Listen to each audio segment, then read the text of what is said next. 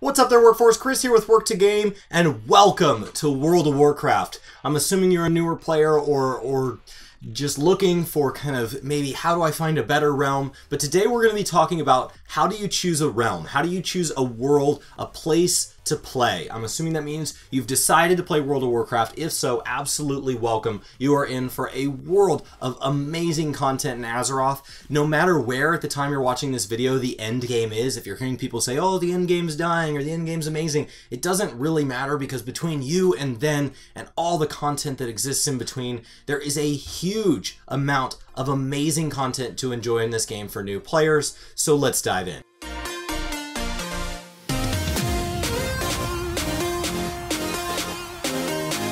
So I'm here in the realm selection screen, and you see a couple of things. So the first thing you're going to see is at the top, it generally has all of the realms highlighted in green where you have characters. Now this tells you the type of server here, and the type of server has to do with, do you want normal? This used to be like where you saw, you know, PvP realms versus non-PvP realms, but you now just have normal and RP. RP means roleplay, and then you have populations. Populations have to do with kind of how many people play on a realm. They have realms that are set for new players. The great thing about that is that typically means you're going to run into a lot more people that are looking for the kind of content you are. That can be a great place to go for new players. But the most important thing in this is play where your friends are. Play where somebody you know is. If you're playing because of a content creator or a guy at work or a sibling or a friend, just play where you feel that you already know somebody. That way you can always do that content with that person when you get there. But I will say that higher population servers versus lower pop servers tend to have a couple of key differences. The higher pop, then that is more likely that the server kind of goes down or clogs or has a wait time around high content times. So that's times like big patch days, namely expansions coming out once every 2 years, give or take. And then low pop servers tend to, you know, the cost of being on a low pop server tends to be that your auction houses are a little less populated. The items turn a little slower. Now, the prices tend to vary with that. The higher pop servers can turn items faster, but they also typically have a lower price.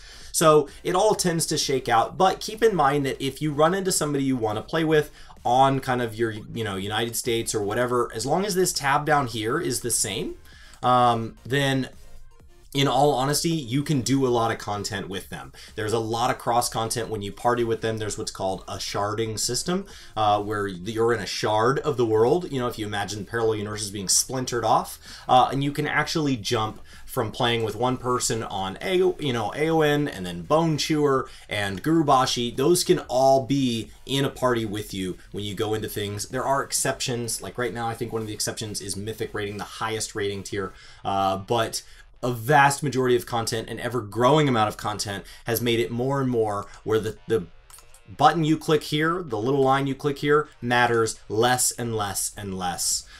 So that's really, really neat when it comes to this game. In Classic, what you picked here determined the core of your experience, and that just really isn't the case anymore. The vast majority of content isn't this way. If down the road you decide to transfer servers, you can always transfer servers through the Blizzard kind of store. There is the ability to go into the shop and kind of move to, there is character transferring, but keep in mind that you could also just create you could just create another character on that, and you can transfer wealth across via pets. You can transfer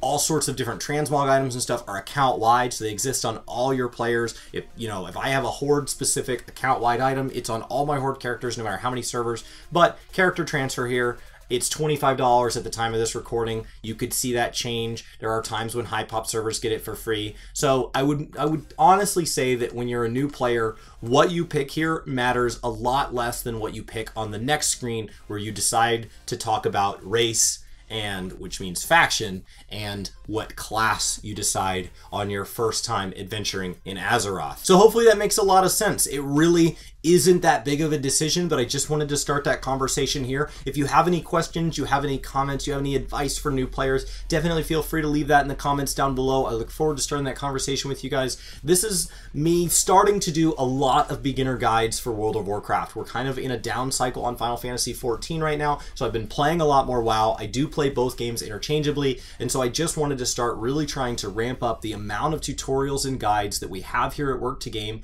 around World of Warcraft so that we can kind of match, you know, the template that we've set with Final Fantasy, where we have a lot of those guides geared around new players not understanding the game and just having some simple questions that really don't appear obvious if you haven't played a game like this before, and it's really no big deal to ask. So if you have another subject, anything you'd like to ask, just let me know in the comments below. We can either answer it there, or it can spin off into a whole nother video and we can continue the conversation over there. There is a ton of very valid questions that those of us that have played for years and years take for granted that we know, but there's no way I knew all this when I first started playing this game, and the information has changed over the years, and so it is just absolutely 100% fair and reasonable, and I'm just excited. If you're trying out your first MMO, or you're trying out one of these MMOs for the first time, coming from a different MMO background, absolutely welcome. Thank you so much for watching. My name is Chris with Work To Game. I hope you guys have a fantastic day, and we'll see you next time. Hey Chris, your shirt's pretty looking.